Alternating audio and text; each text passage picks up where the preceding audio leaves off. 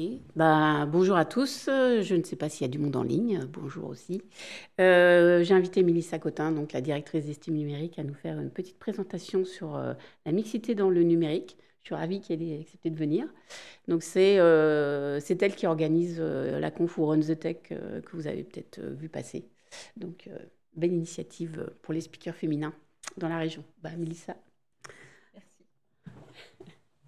Merci Caroline. Donc, rebonjour à tous et à toutes. Bienvenue pour cette conférence.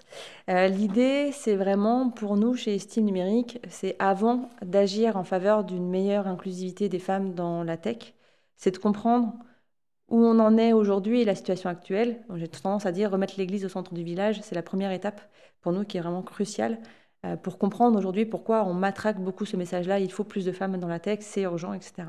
Donc c'est vraiment l'objectif de cette conférence.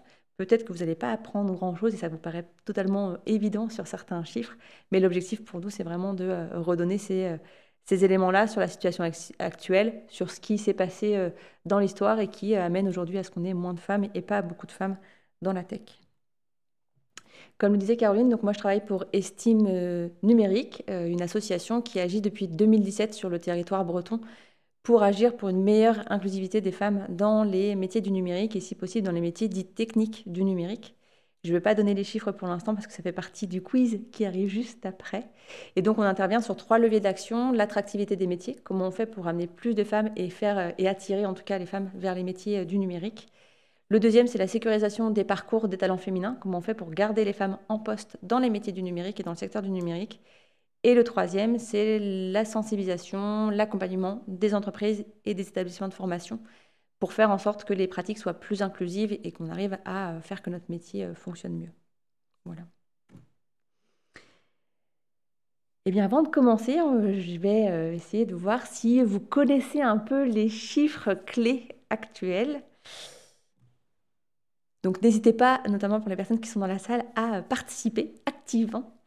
D'après vous, aujourd'hui en France, en 2024-2025, quelle est la part de femmes dans le numérique, dans le secteur du numérique?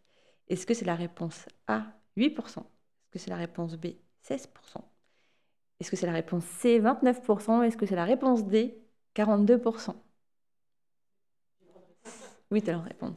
Là, j'ai un C pour 29%, j'ai un B pour 16%, j'ai B aussi, B, B. Il y a 2 bonnes réponses dans cette question.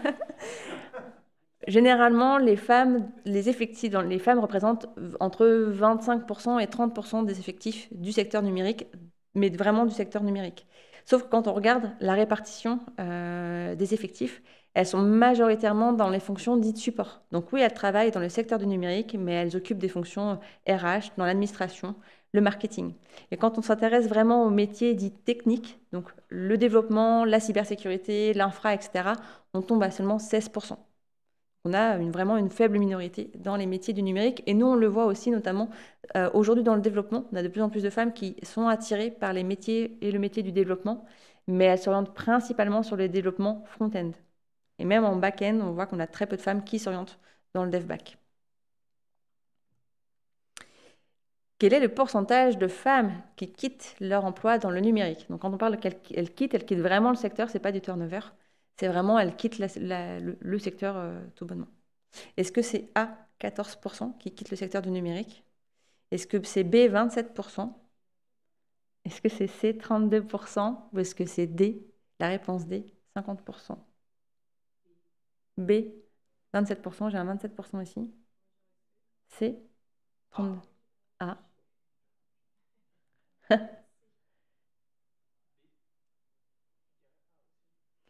Eh bien, vous êtes plutôt optimiste. On a 50% des femmes, donc il y en a une femme sur 2 qui quitte son emploi dans la tech avant même l'âge de 35 ans. Et c'est 20% dans les autres secteurs d'activité.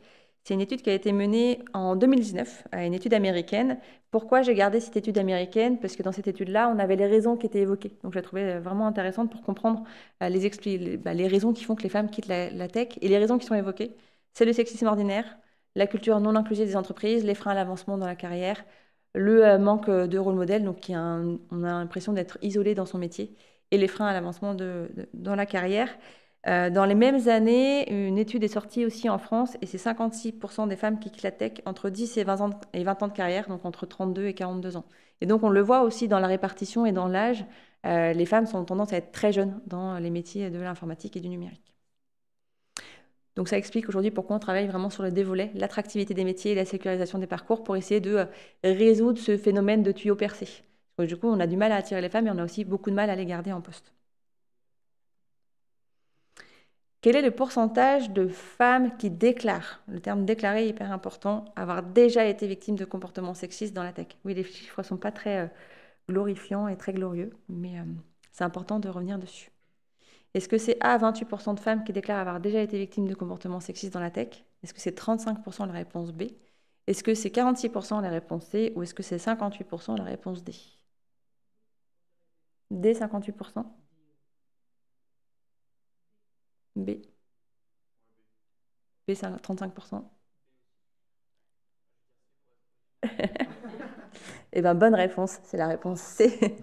46% de femmes déclarent. Donc, c'est déclaratif. On sait que entre le déclaratif et la réalité, il y a quand même tout un gap. Donc, on estime qu'il y a quand même plus de femmes qui ont été victimes de comportements sexistes. Soit elles ne l'ont pas conscientisé, ou soit elles n'osent pas le dire. C'est déjà 8 points de plus que d'autres secteurs d'activité. Ce qui est intéressant à noter dans ces chiffres, c'est que les femmes qui sont aujourd'hui victimes de comportements sexistes, très peu vont utiliser les dispositifs qui existent dans les entreprises d'accompagnement aux victimes de violences sexistes et sexuelles.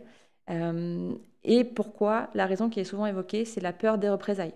Donc les femmes qui sont victimes de comportements sexistes n'en parlent pas et n'osent pas en parler et ne vont même pas utiliser les dispositifs qui existent dans les entreprises aujourd'hui. Et dans les études supérieures, on monte à 70% de femmes qui déclarent avoir déjà été victimes de comportements sexistes, au sens très large, de la simple blague au chantage sexuel dans leur étude supérieure. Bonjour et bienvenue. Pour information, je vais vous donner aussi un fait concret. Donc, comme le disait Caroline, Estime Numérique, on organise un événement qui s'appelle Who Runs the Tech. L'objectif, c'est une programmation 100% tech, 100% experte. L'objectif, c'est de rendre visibles les expertises techniques des femmes. Et donc, durant cette journée, on a une programmation technique qu'avec des femmes qui prennent la parole sur des sujets techniques, avec un public mixte. Et pour nous, lors de la dernière édition, en novembre 2024, c'était important d'aborder la question du harcèlement, du sexisme, parce qu'on se rend compte que ce n'est pas totalement compris, même les droits, et finalement, qu'est-ce qu'on met derrière sexisme et harcèlement.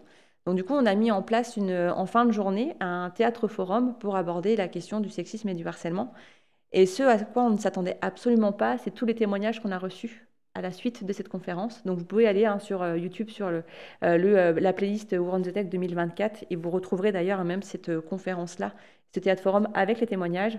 On a reçu énormément de témoignages de femmes qui se sont retrouvées dans ces 46%, donc qui ont été victimes de comportements sexistes, et qui se sont même retrouvées dans ces moins de 5%, qui sont allées alerter leur direction sur les comportements sexistes qu'elles pouvaient vivre. Et dans la majorité des cas, elles n'ont pas été crues ni entendues. 2024. Question bonus. D'après vous, donc dans un couple hétérosexuel où les deux travaillent, le temps consacré aux tâches domestiques par jour chez les hommes a augmenté de combien de temps? Donc il a diminué chez les femmes entre 2000 et 2011 de 22 minutes. Il est aujourd'hui de 2 heures par jour chez les hommes. Il est de 3h26 chez les femmes. Donc c'est une étude INSEE, donc forcément l'étude INSEE met du temps à se mettre en place. La prochaine sortira en 2025. Mais le temps consacré aux tâches domestiques entre 2000 et 2011 a augmenté chez les hommes de combien de temps, d'après vous, en fourchette de durée?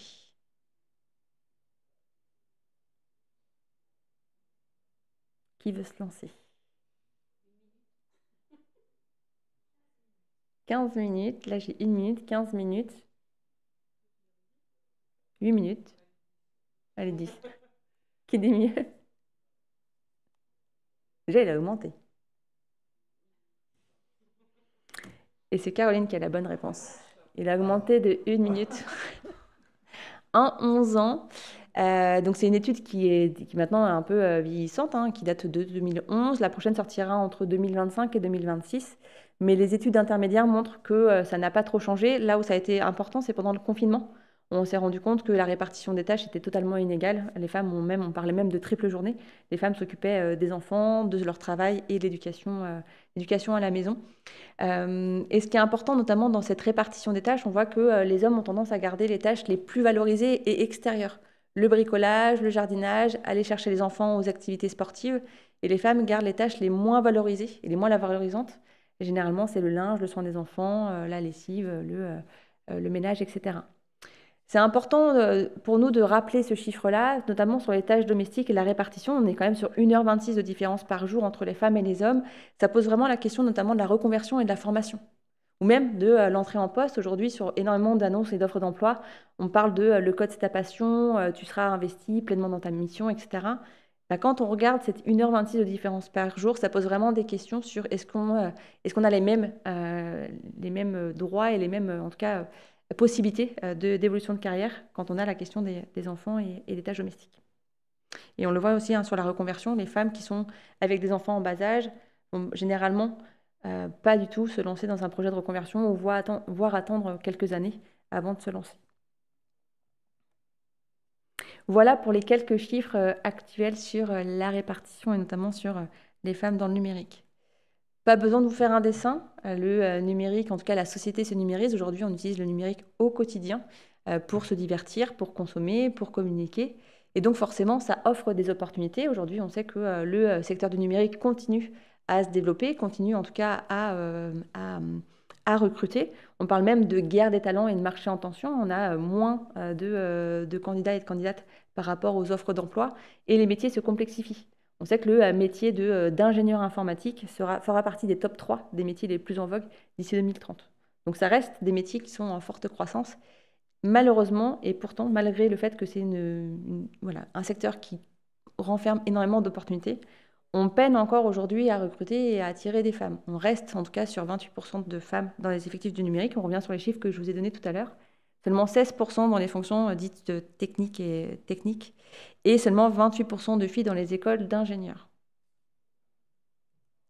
Et ce n'est pas encore gagné, puisque les chiffres montrent que ça évolue pas très vite, voire ça recule sur certains chiffres. On est seulement à plus 5% de femmes dans les effectifs de numérique, métiers tout confondus, en France, et on est à plus 15% en Europe. Donc on voit qu'on est quand même sur un retard par rapport à nos confrères européens. Encore 37% de femmes en école d'ingénieur se sentent, et en tout cas ont été découragées à s'orienter, à continuer leurs études en école et en études sciences et technologies. Généralement, c'est un métier d'homme, ça va être trop dur, tu ne vas pas trouver ta place, etc. Ce sont des raisons qui sont souvent évoquées par l'extérieur. Et depuis la réforme du baccalauréat en 2019, donc 2019, réforme du baccalauréat, aujourd'hui le baccalauréat fonctionne par spécialité. Donc vous avez la possibilité en première choisir 3 spécialités. Vous pouvez prendre maths, vous pouvez prendre NSI, donc numérique et sciences informatiques, vous pouvez prendre SVT, etc. Et en terminale, vous gardez seulement 2 spécialités sur les 3 et vous en abandonnez une.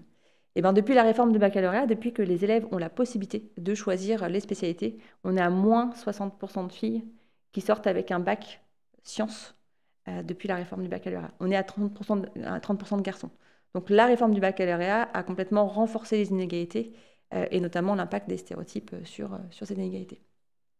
Pour vous donner aussi un petit exemple, à côté d'Estime numérique, je travaille justement sur la promotion du numérique et de l'informatique auprès des jeunes, collèges et lycées, et notamment pour essayer de booster et de donner envie aux élèves de s'orienter vers la discipline et la filière, la spécialité NSI, numérique et sciences informatiques. Tous les ans, j'organise un concours pour les élèves en première et en terminale pour proposer des projets informatiques, valoriser leurs compétences et faire qu'on voit ce que l'on fait aujourd'hui en première et en terminale en NSI. Donc forcément, on a seulement 16% de filles en NSI, ça reste à peu près sur les chiffres aujourd'hui sur les femmes dans les fonctions dites techniques. Et on encourage lors de la constitution des équipes à avoir des équipes mixtes. Déjà pour les élèves en lycée, c'est compliqué de comprendre la notion de mixité. J'ai des équipes soit 100% féminines ou des équipes 100% masculines. Et j'ai très peu d'équipes mixtes. Mais dans la majorité des cas où j'ai des équipes mixtes, les filles s'occupent du design et les garçons de la programmation. Ça a été un cas qui a été avéré lors de l'édition en 2023. Donc en 2024, dans le règlement, j'ai imposé à que chaque personne de l'équipe travaille sur un aspect technique du projet. Et dans les équipes mixtes, en 2024, les filles s'occupent de la rédaction de la documentation technique. Donc on est encore loin sur ces questions de mixité. Et on le voit, en tout cas, la question même de répartition des tâches reste inégale, même au lycée et même dans une spécialité numérique et sciences informatiques. Pourquoi finalement on arrive à ces débats et pourquoi on arrive à ce constat aujourd'hui? Et j'ai commencé à donner la question notamment sur les stéréotypes de genre. Il faut garder en tête que la célèbre phrase « on ne naît pas femme, on le devient, mais on ne naît pas homme, on le devient », ça passe par, on passe par des strates et notamment par un processus de socialisation. C'est par l'école, c'est par les parents, c'est par les médias. Et donc c'est ce qui va finalement faire qu'on va intérioriser des normes et des valeurs. C'est à ce moment-là aussi qu'on va intérioriser que les filles sont empathiques, que les filles sont gentilles, les filles sont bavardes, que les garçons sont finalement aussi bagarreurs. C'est par ces domaines de socialisation qui font qu'à un moment donné, on va en tout cas intérioriser ces normes de la société. L'habitude, c'est le fait vraiment de porter sur soi, et corporellement, et même dans les attitudes, ces différentes attitudes et ces différents termes de socialisation. L'exemple qui est assez probant, c'est Barbie et Ken, fille et garçon, le rose et le bleu. Et enfin, on arrive aussi, au moment de ces différents aspects de la socialisation, aux stéréotypes, et notamment les stéréotypes de genre. Penser que les filles et les garçons, en tout cas, ont des attitudes et des attitudes différentes qui sont vraiment liées à leur genre. Je disais tout à l'heure, les garçons sont bagarreurs, les garçons sont plus doués en informatique, sont plus doués en sciences, ont le sens de l'orientation plus affirmé que les filles, etc. Ce sont des choses qui sont complètement fausses, mais qui sont vraiment plutôt des stéréotypes que l'on a dès l'enfance. Pour information, spoiler alerte, je pense que tout le monde est aujourd'hui convaincu et sait qu'on a tous le même cerveau. Donc normalement, si on a tous le même cerveau, on a les mêmes aptitudes. Dans la réalité, comment ça s'inscrit aujourd'hui les stéréotypes? Aujourd'hui, la communication est largement vectrice de stéréotypes, notamment dans le langage, où on utilise principalement le masculin, qui est considéré comme universel et neutre, sauf que ça participe aussi à invisibiliser les femmes. Typiquement sur les métiers, avant l'Académie française, étaient aussi genrés, féminin et masculin. On pouvait parler d'écrivaine comme écrivain, on pouvait parler d'auteur, d'autrice. Et c'est lors de l'Académie française où on a en tout cas instauré un certain dogme, mais en tout cas un cadre sur les textes. Pour vous donner aussi un élément de contexte, au moment de l'écriture de l'Académie française, alors c'est plus dans les textes actuels, mais lorsque l'Académie française a été créée, l'objectif, c'était bien d'exclure les ignorants et les simples femmes. Donc si on ramène en tout cas les textes et vraiment cette question de langage, le fait d'utiliser le masculin et le considérer comme universel ou neutre, ça se remet un peu en cause quand on réécoute, quand on revoit un petit peu l'histoire. Et même les métiers, je pense que si vous fermez les yeux et je vous demande de penser à une infirmière, de penser à un médecin, un chirurgien, forcément, ça a aussi un impact et ça influence aussi vos perceptions. Donc non, la langue française est malheureusement pas neutre aujourd'hui. Dans les images, on enferme aujourd'hui encore les femmes et les hommes dans des stéréotypes et dans des représentations genrées. Typiquement, c'est un exemple que je fais souvent, et un exercice que je donne souvent dans les écoles informatiques, de regarder les sites actuels, et les blogs, forums, etc., sur des thématiques très précises. Le ménage, la culture, la couture, la sécurité, etc. Et on voit que finalement, dans la majorité des médias et des sites internet, ça reste très genré. La couture, on va avoir des femmes, on va avoir du rose, on va avoir l'aspect très pouponneux, enfant et autres. Et dès qu'on arrive dans le domaine de la musculation, etc., on voit qu'on change complètement. Même le bricolage, on voit qu'on est quand même sur des stéréotypes et des cases qui finalement, on a des représentations très stéréotypées. Ça va jusqu'ici ce que je raconte? Okay. Et dans le débat public, avec une présence déséquilibrée des femmes et des hommes, il y avait un exemple qui avait été donné, alors c'était sur CNews, voilà, soit on aime ou soit on n'aime pas, mais l'exemple était intéressant. Débat CNews sur la ménopause, où on n'avait que des hommes qui prenaient la parole et qui étaient sur cette table ronde. Voilà, ça peut vous faire marrer, mais au moment, en tout cas, moi je me dis toujours, au moment où ils ont convié les personnes, ils ne se sont pas dit, il y a quand même un problème. Mais voilà. On l'a vu aussi notamment pendant le Covid, où les expertises, où les personnes qui prenaient la parole, le corps médical, c'était principalement représenté par des hommes.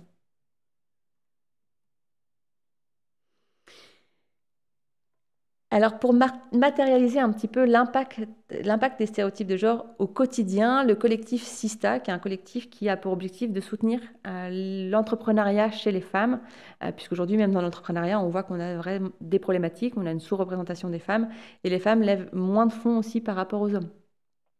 Donc, le collectif Sista a voulu sensibiliser, essayer de faire comprendre que quand une femme était interviewée par des journalistes, on ne lui posait absolument pas les mêmes questions et que les questions étaient très influencées et très orientées par rapport aux questions qu'on pouvait poser aux hommes. Et donc, du coup, en format caméra cachée, on dit si on posait les mêmes questions qu'on posait aux femmes, aux hommes. Je vous laisse apprécier les réactions. Vous n'êtes pas stressé? Non. Si. Si? Ça va bien se passer. Hein. J'espère. Très beau costume. Ah, je vous remercie. Vous êtes très beau.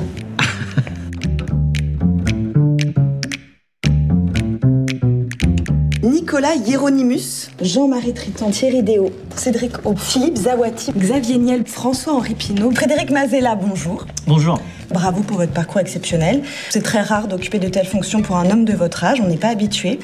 Vous avez droit à quel genre de commentaires, parce que ça a dû en étonner plus d'un? Non, en fait, je me pose pas cette question-là. Vous trouvez pas que c'est encore dur pour un homme, alors qu'on est en 2022, de privilégier sa carrière? Pas trop, en 2022. Moi, ce qui a été difficile pour moi, c'est de trouver le bon équilibre entre la vie personnelle et la vie professionnelle. Et c'est pas évident. Et là, si vous pouviez vous adresser à des jeunes hommes qui pensent même pas à se lancer dans ce genre de carrière, qu'est-ce que vous pourriez leur dire?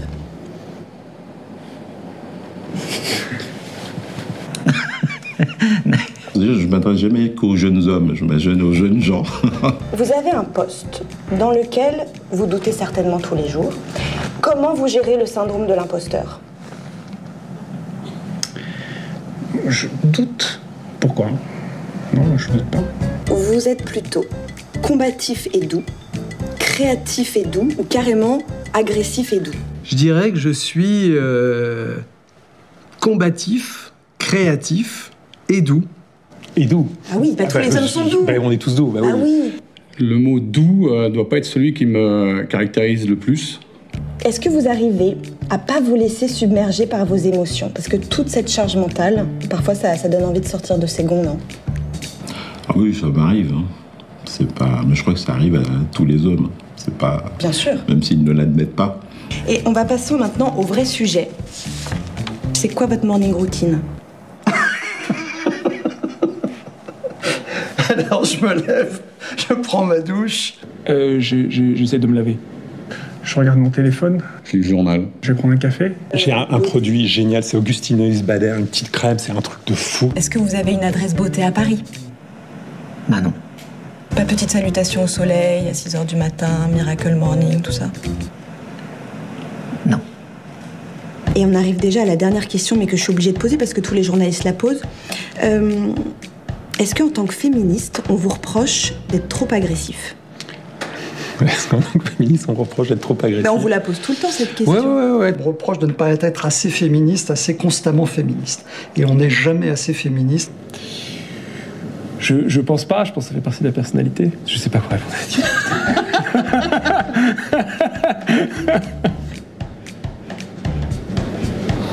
C'est pas mal. C'est la répétition, en fait, qui est un peu agaçante. Voilà. Moi, il y a 3 moments que j'apprécie dans cette vidéo et qui sont, pour moi, aussi très, très, très symptomatiques de ce qui se passe aujourd'hui. Quand on parle de sortir de ses gonds, le monsieur qui répond « Non, mais n'importe qui, même les hommes sortent de leurs gonds, c'est juste qu'ils ne l'admettent pas. » Et effectivement, dès le plus jeune âge, les garçons ont tendance à étouffer leurs émotions, parce qu'un garçon, ça ne pleure pas, un garçon, ça ne se plaint pas. Et donc j'aime bien sa réponse, puisqu'effectivement, les hommes aussi peuvent sortir de leur gonds, mais ne l'admettent pas. Le deuxième, c'est sur le doute. Alors oui, c'est un chef d'entreprise qui ne doit pas montrer ses émotions, etc. Mais la question du doute, mais pour lui, mais le doute, ce mot ne me parle absolument pas. Et le troisième moment, je pense que Xavier Niel a compris la supercherie sur la crème beauté. Et de manière complètement, la communication non verbale est hyper importante à ce moment-là, parce que tout de suite, il ajoute des manières. J'ai une petite crème beauté avec le petite main levée. Tout de suite, il doit ajouter un côté un peu efféminé dans sa réponse. Voilà. Donc cette vidéo-là, vous pouvez la revoir et revoir, elle est disponible sur YouTube si vous tapez le titre. Et si on posait les mêmes questions aux femmes et aux hommes, ou même juste Collectif Sista, vous retrouverez facilement la vidéo.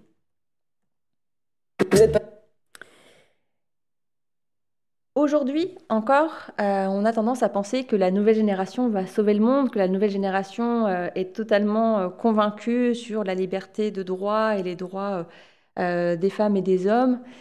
Eh bien, malheureusement, on se rend compte que la nouvelle génération est loin d'être en tout cas complètement sur l'égalité. Et malheureusement, les réseaux sociaux ont un impact énorme sur le renforcement des stéréotypes de genre. En novembre 2023, une étude est sortie par le Centre Hubertine Auclair, justement pour essayer de comprendre l'impact entre la production numérique et ce que l'on voit sur les réseaux sociaux et l'orientation des jeunes filles et des jeunes garçons, et notamment des jeunes filles dans les carrières scientifiques et techniques. Et donc, les 100 contenus les plus vus sur les réseaux sociaux ont été analysés sur TikTok, Instagram et YouTube. Et donc, dans 68% des contenus Instagram propagent des stéréotypes de genre. On a 61% des vidéos TikTok qui présentent des comportements stéréotypés masculins, et seulement 8% des vidéos les plus vues sont faites par des femmes. Et dans la majorité des cas, les contenus où on a des femmes, elles sont soit humiliées, soit agressées, ou soit elles ne sont pas du tout visibles. Je vous demanderai demain, ou en tout cas en sortant de cette salle, de faire ce pas de côté, d'ouvrir, en tout cas si vous en avez des réseaux sociaux, et regarder un petit peu ce qui se passe. Et c'est pas très joli. Aujourd'hui, il faut moins de 20 minutes pour un jeune garçon qui se crée un compte TikTok pour tomber sur du contenu masculiniste. Masculiniste, c'est ceux qui détestent les femmes, pour information. Du coup, on est encore sur ça aujourd'hui. Les tradwives, les femmes traditionnelles aux États-Unis, font fureur aujourd'hui sur TikTok, où les femmes doivent être à la merci de son homme, doivent s'occuper des enfants, doivent s'occuper du ménage. Les femmes des années 50, typiquement. Ça fait fureur aujourd'hui sur les réseaux sociaux.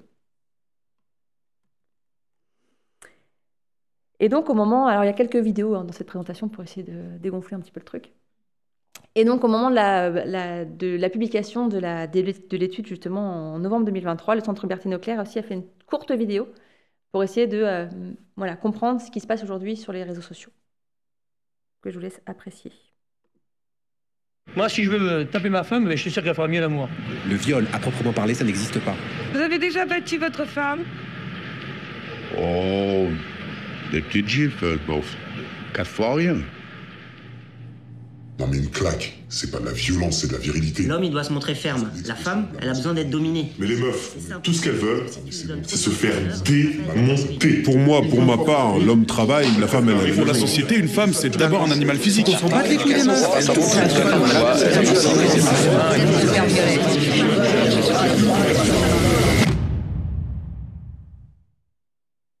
Ça va, vous êtes dans l'ambiance?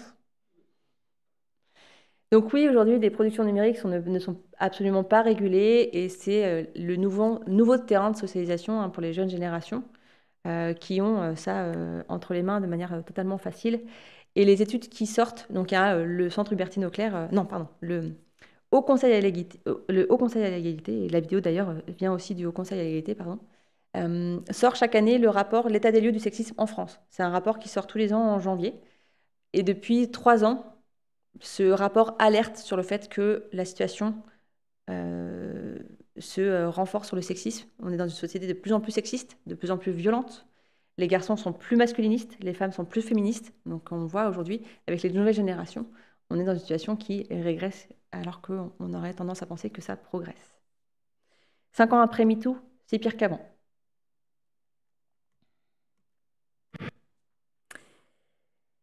Alors pourquoi je suis là aujourd'hui et pourquoi l'objectif c'est de vous sensibiliser en soi qu'on ait tous et toutes des stéréotypes de genre. Moi ça me dérange pas, pas des stéréotypes de genre, pardon, les stéréotypes, c'est hyper important, on appelle ça des raccourcis mentaux, on a à peu près 260. C'est un héritage que l'on porte d'il y a très très longtemps quand il fallait prendre des décisions rapides, c'était marche ou crève. Et bien à un moment donné, il fallait qu'on prenne des décisions rapidement et les stéréotypes, cette idée déformée de la réalité, nous sauvait la vie. Sauf qu'aujourd'hui, c'est un peu plus complexe, entre guillemets. Mais finalement, de ces stéréotypes, on va y apposer un jugement, un sentiment. Si je reprends mon exemple sur un stéréotype de genre, stéréotype, les filles sont douces. Donc les filles sont douces, quel va être mon préjugé? je ne suis pas sûre que les filles sont douces ou les filles sont réservées ou les filles sont gentilles. Hein, choisissez le terme qui vous correspond, qui vous va. Le préjugé, je ne suis pas sûre qu'une femme peut être leader d'une équipe. Parce que trop gentille, trop réservée, pas sûre qu'elle puisse s'affirmer. C'est juste un préjugé, un sentiment qu'on appose à ce stéréotype. Là où ça commence à devenir un peu gênant, entre guillemets, et qui est complètement même gênant, c'est l'action que l'on va baser sur ce simple préjugé, qui est une discrimination. La discrimination, discrimination positive ou la discrimination, ça reste une discrimination. Là, je reprends mon exemple, je vais plutôt privilégier de recruter un homme. Ça reste une discrimination qui est simplement basée sur un préjugé et sur un stéréotype. Ce chemin-là, moi, je l'ai vécu avec plusieurs managers qui ne partaient pas d'une mauvaise intention. Ça part jamais d'une mauvaise intention. Mais par contre, ils pensaient faire le bon choix. Notamment, j'en ai eu un où il avait une équipe avec un homme dans son équipe qui était très sexiste et qui avait quand même l'humour un peu lourd et qui était beaucoup trop entreprenant avec les femmes. Et il voulait recruter une femme dans son équipe qui était excellente, qui avait des super compétences, mais qui était un peu timide. Et finalement, il a préféré ne pas la recruter. Il s'est dit, par sécurité, je ne suis pas sûre que... J'ai un peu l'impression de la jeter dans la gueule du loup. Ça reste une discrimination. Mais ça partait d'une bonne intention. Alors, pour comprendre pourquoi on en est là aujourd'hui, il faut revenir un petit peu en arrière. Et si on revient dans les années 60, pour une fois, c'était peut-être mieux avant. Dans les années 60, on avait 50% de femmes salariées dans le secteur du numérique et 30% de femmes dans les fonctions dites techniques. On est tombé à 15-16% aujourd'hui, on a divisé par 2 alors qu'on est dans une situation normalement qui évolue et qui progresse. Et on avait 50% de filles dans les écoles d'ingénieurs. Oui, mais le numérique des années 60 n'est pas le numérique que vous connaissez aujourd'hui. Dans les années 60, le métier était perçu comme un métier, en tout cas de codeur, était considéré comme un métier féminin. Et là où il y avait une science et en tout cas une science et majoritairement des hommes, c'était sur la conception même de la machine. Le fait de répéter des tâches, de préparer la machine, c'était vu comme un métier de standardiste, de secrétaire. Et donc perçu comme un métier plutôt féminin, avec un fort besoin de main-d'œuvre, si possible peu professionnalisé, si possible pas cher. Et donc il y avait une tendance à être une discipline qui avait besoin et qui allait chercher les femmes. Et donc, c'était aussi une image très négative vue par les ingénieurs où on avait une majorité d'hommes. Là où ça commençait à partir un peu en cacahuète, c'est dans les années 80 avec l'arrivée du micro-ordinateur. On démocratise l'informatique. Finalement, le micro-ordinateur arrive dans les ménages les plus aisés au départ, et finalement est perçu comme un outil pour les hommes, pour les chefs de famille, pour pouvoir subvenir, pour pouvoir gérer le budget, pour pouvoir gérer l'administratif de la maison. Et perçu comme un outil, en tout cas, principalement pour les hommes.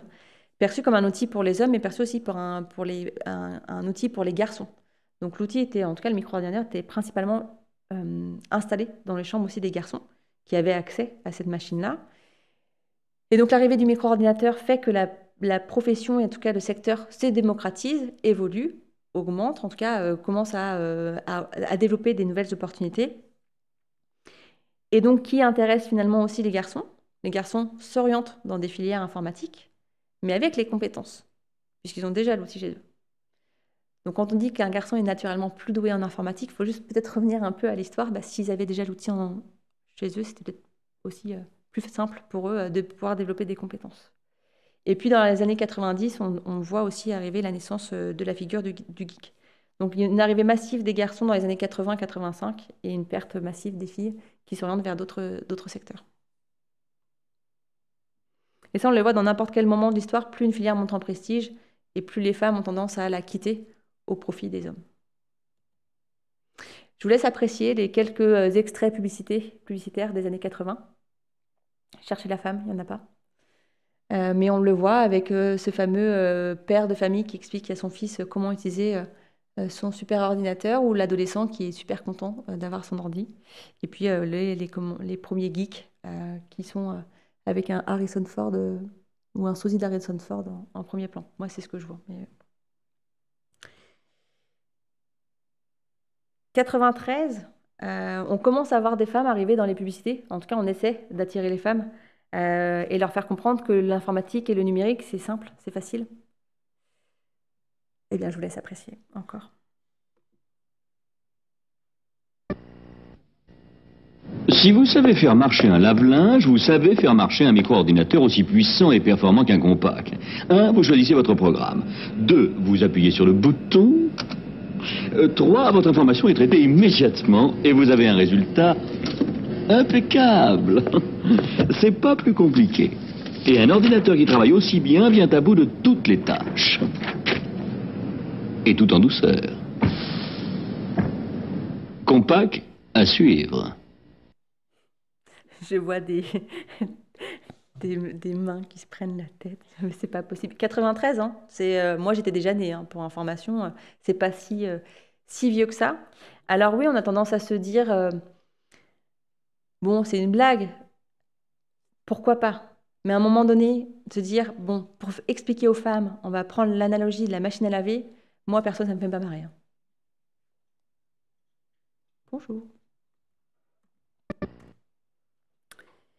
Alors, j'ai un peu essayé de monter un petit peu dans les années. Là, je pense que pour la plupart, vous connaissez un petit peu la référence. 2008, avec l'arrivée notamment d'Internet et le fameux personnage Rodolphe.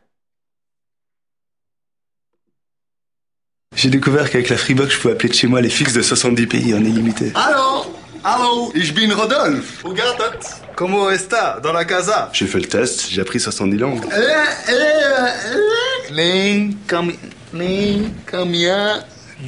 Depuis, je donne des cours. Leçon 1, the French kiss.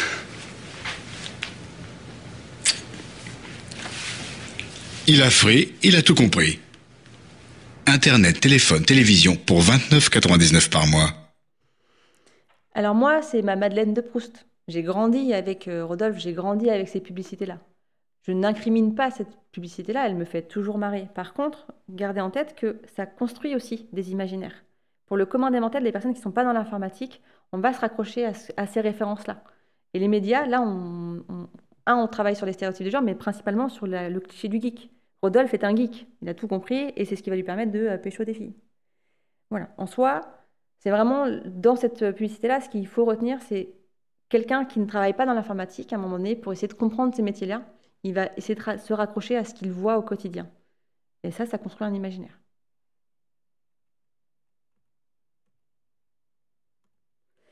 Autre exemple de la pop culture, The Big Bang Theory. Je pense que beaucoup l'ont vu aussi. Hein. On suit les aventures de nerds qui ont leur propre humour, leur propre fonctionnement. Certains, l'Indien notamment, a absolument pas la possibilité de parler à une fille, sauf s'il est bourré.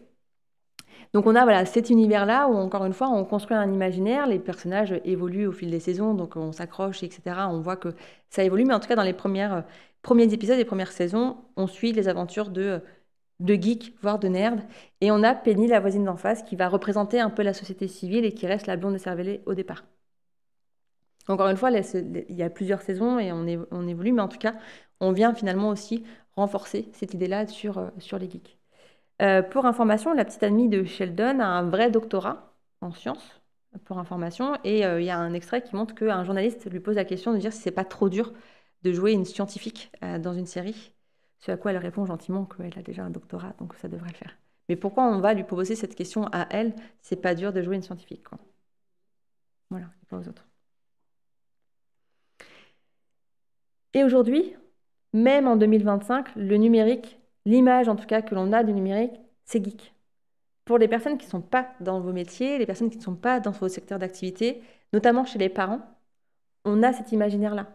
Je pense qu'aujourd'hui, vous dites que vous travaillez dans l'informatique, vos parents ou vos grands-parents vont sûrement vous demander de changer l'imprimante, de voir s'il n'y a pas un virus sur leur ordinateur, etc.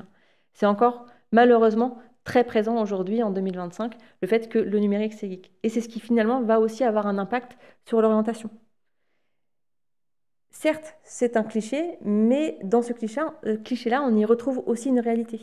Typiquement, le dernier « Bonjour, je suis un cliché », quelqu'un, parce qu'il y a le principe d'identification, quelqu'un qui se retrouve dans cette image-là, dans cette photo-là, les parents qui vont retrouver leur fils dans cette image-là vont le pousser. Ils vont dire « Mais l'informatique, c'est pour toi, tu vas retrouver tes copains, tu vas retrouver des personnes comme toi ». Donc on a un peu un cercle vicieux qui se met en place, où on essaie de déconstruire un peu ces clichés-là, mais finalement, on attire aussi des personnes qui sont intéressées et qui se retrouvent dans ces imaginaires-là. Pour information, il y a quelques années, j'ai travaillé en école informatique, et ce genre de cliché, je le voyais venir du bout du couloir. Et les parents, clairement, le poussaient carrément sur le stand. Mais si, tu vas voir, t'aimes bien les ordinateurs, ça va être fait pour toi, tu vas retrouver des copains. Allez donner envie à des filles de lui dire, tu seras sûrement la seule fille dans la classe en informatique. C'est encore compliqué aujourd'hui. Donc oui, le numérique, c'est geek. On a l'impression que c'est des images dépassées aujourd'hui. Malheureusement, c'est encore très présent dans nos sociétés. Autre exemple, alors sur votre gauche, vous allez avoir des photos qui sont issues d'une IA. Donc j'ai demandé, la première photo, la plus à gauche, j'ai demandé « Montre-moi une informaticienne ». Bon, elle a peut-être les cheveux courts et elle est peut-être un peu masculine, très masculine. Sur la deuxième et sur la troisième qui est en bas, j'ai demandé « Montre-moi un groupe d'élèves qui travaillent en informatique ». Et j'ai essayé de trouver des termes inclusifs. Alors, on a un effort qui est fait sur la diversité, sur une des images. Mais celle du bas, moi, ce qui me choque un petit peu, c'est que oui, il y a des filles. Alors déjà, il faut avoir un bon opticien. Mais sur cette photo-là, ce que l'on voit, c'est que toutes les filles sont derrière l'écran. Aucune n'est devant. Et c'est même des femmes troncs. Elles sont posées là. On ne sait pas d'où elles viennent. Il y en a une qui est au fond, d'ailleurs, qui est même punie. Et les 3 autres images sur votre droite, ce sont des vraies images, donc 2 qui sont issues de publicités Samsung. Donc l'aspirateur pour la fille et puis l'écran pour le garçon, hein, c'est très connu. Ça date que de fin d'année dernière, hein, c'est pas d'il y a 10 ans. Et en bas, j'ai demandé, pareil, femmes en informatique. Donc là, j'ai pas beaucoup de femmes en informatique, soit j'ai des images très sexualisées, ou soit j'ai effectivement cette fameuse geek. Mais il n'y a pas de normalité en fait. Pour essayer de montrer l'informatique, de montrer l'univers de l'informatique et d'avoir des représentations, il n'y a pas de neutralité. Donc oui, il y a un rôle qui a été fait, en tout cas, il y a un effort qui a été fait sur la diversité, mais on retrouve le hoodie noir, on retrouve les lunettes, limite, je suis un peu dans le noir, caché, etc. Pour résumer tout ce que je viens de vous dire, aujourd'hui, quand on parle de les femmes dans la tech et comment on fait pour attirer des femmes et pourquoi aujourd'hui on manque de femmes, il faut essayer de reprendre tous ces blocages-là, l'impact des stéréotypes de genre qui ont un impact énorme sur l'orientation et les carrières des femmes, les croyances invalidantes, je ne suis pas bonne en informatique, je ne suis pas douée en maths.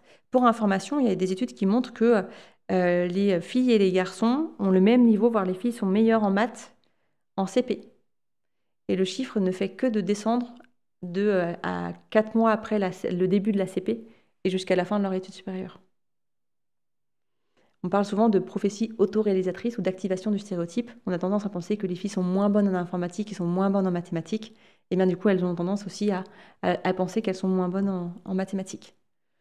Je pense que vous avez tous entendu, peut-être des parents, surtout des mamans, dire quand leur fille n'arrive pas en maths, elle est comme sa mère aussi n'était pas bonne en maths, comme si c'était génétique. Et finalement, ça aussi participe à se dire je ne vais pas y arriver. Un secteur considéré comme masculin, on le voit aujourd'hui dans les images, dans la représentation. Effectivement, ça peut aussi avoir un effet repoussoir de montrer une filière qui est 100% masculine. La méconnaissance des réels débouchés. Aujourd'hui, on parle des métiers, mais on a à peu près 820 intitulés de poste pour parler des métiers du numérique. Il y a des métiers qui s'inventent quasiment tous les 6 mois, donc c'est compliqué aussi pour pouvoir essayer de faire comprendre les métiers. Et même si on couple la méconnaissance des débouchés avec les croyances et les stéréotypes de genre, nous on le voit quand on veut faire une présentation d'un métier technique, on n'arrive pas à mobiliser des femmes. Par contre, quand on va faire une présentation sur chef de projet, UX design, là on a une majorité de femmes. Et enfin, un environnement de travail inconnu et incertain. Aujourd'hui, il y a encore beaucoup de conseillers d'orientation qui en découragent des filles pour leur dire ça va être un secteur bouché, ça va être dur de trouver ton poste. Alors, comment on fait pour essayer de changer la donne ? Déjà, il faut comprendre les enjeux. Je pense qu'on a tous aujourd'hui et toutes envie d'être libres, mais vraiment libres et égaux, de choisir librement un métier, encore une fois. Donc, on a tous envie de faire le bien. Donc, c'est aussi faire qu'on soit libre de choisir une carrière. La région Bretagne a sorti, en tout cas, une étude et a aussi travaillé sur l'orientation des jeunes. Et il y a un exemple, moi, qui m'a marqué. Donc, ils ont fait une restitution il y a 1 an. Un garçon qui vient pour dire « je veux être infirmier », eh ben, on va principalement l'orienter et lui dire « mais tu pourrais avoir un peu plus d'ambition et peut-être que le métier de médecin ou chirurgien pourrait t'intéresser. » Une fille qui vient pour dire « je veux être militaire », ça va être un peu dur, c'est peut-être trop compliqué, et comment tu vas concilier vie pro, vie perso, et ta carrière de femme, et ta vie de maman, etc. Peut-être infirmière sera peut-être mieux pour toi. Un besoin en compétences qui s'accélère. Aujourd'hui, on sait qu'on a besoin de compétences, on a besoin de personnes qui soient formées dès le plus jeune âge, on a besoin d'ingénieurs, et donc c'est comment aujourd'hui on augmente aussi ce vivier de talent. Des nouvelles aspirations professionnelles, les jeunes générations, même si elles sont complètement abreuvées par tous les médias et les stéréotypes de genre, elles ont des aspirations. La question du genre est beaucoup remise en question par la nouvelle génération. On parle souvent des non-binaires, on en parle de plus en plus, mais il y a vraiment cette question de repenser la question du genre, et même sur la responsabilité sociétale des entreprises. Les jeunes veulent que les entreprises aient un sens et un impact sociétal, environnemental, pour pouvoir en tout cas s'y investir pleinement. Et pour moi, un des plus gros enjeux, c'est des systèmes qui comportent des biais. Si on a une seule partie de la population qui continue à développer des systèmes, on va continuer à comporter des biais et à renforcer ces biais. Un exemple avec ces deux jeunes femmes qui sont des influenceuses IA. Elles n'existent pas. Ce sont deux intelligences artificielles qui viennent à un moment renforcer un canon de beauté. La normalité, finalement, pour une jeune fille, ou en tout cas une jeune fille qui doit être une fille qui doit être attirante, ça doit ressembler à ça. Et Tana Lopez, la jeune fille qui est en rose, elle génère la majorité de son revenu par du contenu pornographique. Et puis on a Emily Pellegrini, son compte a été désactivé depuis, mais pour son créateur, c'était principalement de créer le fantasme masculin. Alors oui, aujourd'hui, on a des moyens de détecter, je pense que pour les publics avertis, c'est savoir ce qui est de l'IA ou ce qui ne l'est pas. Mais pensez à des jeunes où il n'y a aucune régulation des productions numériques qui arrivent sur les réseaux sociaux, 13-14 ans. On vient leur donner ce genre de référence. Vous le savez, l'IA n'est pas récente, et donc une étude a aussi été menée auprès de 133 systèmes IA entre 88 et 2021, dans tous secteurs confondus. Et dans 44% de ces IA présentaient des préjugés sexistes et 26% des préjugés sexistes et raciaux. Amazon aussi avait sorti sa propre IA basée pour l'aider au recrutement en 2016, il me semble, qui a très vite fermé. L'idée, c'était d'avoir un outil d'aide au recrutement, notamment pour les métiers dans l'informatique. Sauf que vous savez, dans l'informatique, on a principalement des CV d'hommes. Et donc, quand la machine apprend avec une base de données et apprend avec sa propre cadre de référence, et ce qu'il n'avait pas forcément anticipé, c'est que cette IA, quand elle a reçu des CV féminins, qui n'étaient pas la norme de ce qu'elle avait appris, eh bien, ils étaient tout de suite bâchés et pénalisés. Donc oui, on a besoin aujourd'hui de femmes et d'hommes pour pouvoir, en tout cas, essayer de construire une société plus équitable et qui réponde à l'ensemble des besoins, mais surtout avec une intelligence artificielle beaucoup plus juste et équitable et éthique. De plus, la mixité, on le prouve aujourd'hui avec des chiffres, ça améliore la qualité de vie au travail. Les équipes sont plus épanouies, plus utiles dans leur travail. On parle souvent même d'être de se sentir utile et d'être plus motivé à aller au travail. Forcément, le fait que je me sente mieux dans mon travail, ça augmente les performances. On a plus de 20% de performances en plus dans des équipes mixtes par rapport à des équipes non mixtes. Une marque employeur boostée, celui-là je le mets en grosses guillemets, parce que nous, en tant que estime numérique, on souffre aussi beaucoup du purple washing. Purple washing, feminist washing, femen washing, c'est comme le greenwashing, mais sur la question de l'égalité, où on a tendance à mettre en avant que les femmes de son entreprise pour donner envie aux femmes, sauf que derrière, c'est une coquille vide. Donc oui, ça booste la marque employeur, mais je le mets en grosses guillemets. Et forcément, si on a des entreprises plus performantes, qui arrivent à trouver les compétences pour pouvoir en tout cas prendre le train digital et du numérique et la transformation numérique, ça participe à une meilleure performance économique de nos territoires. Alors comment on agit? Ça, c'est plus des solutions collectives, mais c'est important de le noter. Produire des données genrées, nous on entend trop souvent des entreprises qui nous disent « mais moi j'ai pas de problème, les femmes sont les bienvenues, c'est juste qu'elles ne veulent pas venir » ou « si vous venez dans mon entreprise, j'ai 50% de femmes et 50% d'hommes ». Oui, mais ça ne suffit pas. Quand on regarde un peu la répartition, généralement, les femmes ne sont pas sur les mêmes postes que les hommes, elles sont moins rémunérées, elles sont plus souvent en temps partiel, elles ne sont pas managers, etc. Donc, produire des données genrées, c'est vraiment de voir où sont les inégalités pour pouvoir agir dessus. Construire une culture commune de l'égalité, ça ne sert à rien d'engager la direction si les équipes ne sont pas embarquées. Et ça ne sert à rien d'embarquer les équipes si la direction n'est pas embarquée. Donc, c'est vraiment d'aller dans le même sens et d'avoir une volonté commune d'agir pour une meilleure égalité entre les femmes et les hommes. Et enfin, s'appuyer sur l'ensemble des lois et sur les actions existantes. Oui, il y a des lois, elles ne sont pas assez punitives aujourd'hui, mais elles existent. Et elles permettent, notamment sur le harcèlement, de savoir quelles sont les possibilités de recours en cas de besoin. Et vous, qu'est-ce que vous pouvez faire en tant que personne? Déjà, première chose, c'est chausser les lunettes de l'égalité ou chausser les lunettes de genre. Prendre en compte de ces inégalités au quotidien. Je vais prendre quelques exemples. Le premier, on a tendance à souvent mettre en place dans les entreprises des after-work. Comme son nom l'indique, after-work, c'est en fin de journée. Si je reprends ma slide sur la répartition des tâches domestiques, les femmes ont tendance à penser que la question des enfants et la garde des enfants lui incombe à elles. Et donc oui, les after-work sont un temps où on se retrouve et c'est un temps qui paraît totalement anodin. Sauf que si vous regardez bien, généralement, c'est souvent les femmes qui sont totalement absentes parce qu'elles sont rentrées à la maison pour s'occuper de leurs enfants, faire le repas, etc. Donc privilégier plutôt des temps sur le temps du midi où il y a une meilleure possibilité de concilier vie pro, vie perso. Autre exemple, les fameux job dating ou autres le mercredi après-midi. Aujourd'hui, c'est majoritairement les femmes qui prennent leur temps partiel et donc du coup, de mettre des événements un mercredi après-midi, ça va impacter aussi l'accès aux femmes. C'est des petites choses, mais qui sont juste des automatismes à prendre en compte. Et le dernier, ça concerne plutôt sur la partie RH, c'est de garder en tête que femmes et hommes, on n'est pas logés à la même enseigne et qu'on ne va pas du tout lire les offres d'emploi de la même manière. Un homme attend de cocher entre 30 et 40% des cases avant de postuler à une offre d'emploi. Une femme attend de cocher entre 90% et 100% des cases avant de postuler à une offre d'emploi. Donc une offre d'emploi qui vous paraît toute bête, où je mets toutes les compétences possibles, ce que j'attends, le poste, etc., mettre trop de compétences recherchées et trop d'attentes et trop d'exigences va avoir un impact sur les candidatures que je vais recevoir. Et même les termes qui sont utilisés dans les offres d'emploi, le fait d'utiliser des termes qui sont plutôt associés à la compétition, à la guerre, vont aussi avoir un impact sur la lecture et vont aussi avoir un impact sur les candidatures que je vais recevoir.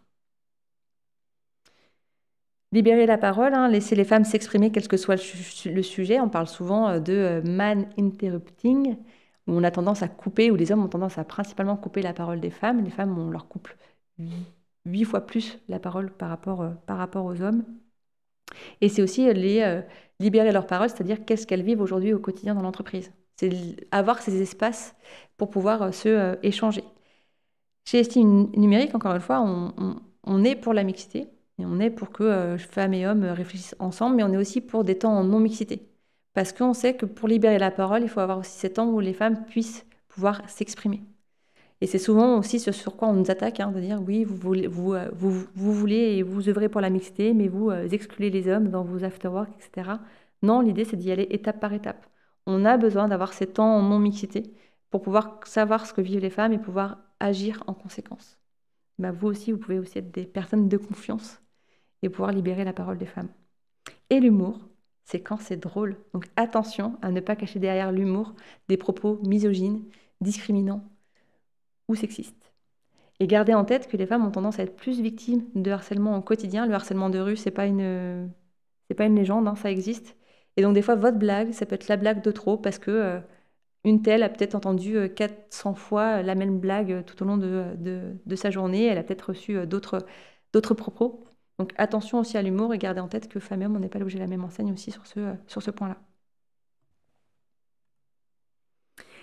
Et si ça vous intéresse d'aller plus loin, je vous donne quelques références. La première qui est, vous pouvez me suivre, elle a fait pas mal d'interventions ces dernières années. Isabelle Collet, qui est une référence, qui a notamment écrit « Les oubliés du numérique », qui revient justement sur l'histoire, sur pourquoi aujourd'hui on manque de femmes, et qui a aussi pas mal d'interventions filmées, donc n'hésitez pas à aller vous renseigner sur ce qu'elle fait. C'est plutôt aussi très intéressant sur ces questions-là. Vous avez aussi Technoféministe, comment les inégalités aggravent les inégalités de Mathilde Saliou, qui revient justement sur ce territoire du numérique qui vient finalement renforcer toutes ces inégalités que l'on voit. Et après, si vous ne voulez pas passer de temps à lire et que vous voulez plutôt regarder des séries ou des films, je vous conseille la série Arte Chercher la femme. C'est des petits épisodes, c'est une trentaine d'épisodes de 4-5 minutes qui ne parlent pas que du numérique, mais qui parlent de toutes les inventions qui ont pu exister, qui ont été plein d'inventions et d'exploits où les femmes ont été totalement invisibilisées. Gardez en tête qu'on porte un héritage où c'est principalement les hommes qui avaient la possibilité d'écrire. Et donc, du coup, notre histoire est principalement écrite sous l'angle des hommes. Donc, c'était très facile d'invisibiliser les femmes. Et donc, ces 30 épisodes remettent en avant des femmes qui ont été totalement oubliées dans l'histoire. Les figures de l'ombre, je pense que vous le connaissez sur la conquête spatiale. Là, on parle de plusieurs sujets. On parle même des préjugés raciaux et sexistes, mais qui est assez intéressant. Radioactif sur la vie de Marie Curie. Bref, il y a pas mal de références que vous pouvez aussi explorer sur les internets. Donc, je vous invite forcément à aller y faire un tour. Et vous pouvez, en termes d'études, il y en a quand même pas mal. Le Haut Conseil à l'égalité, qui sort le rapport et l'état des lieux du sexisme en France chaque année. Et vous avez le Centre Bertine-Auclair qui sort aussi pas mal d'études sur les freins d'orientation des jeunes filles dans les filières scientifiques et techniques. Je vous remercie. Si vous avez des questions, je suis encore là pour les prendre.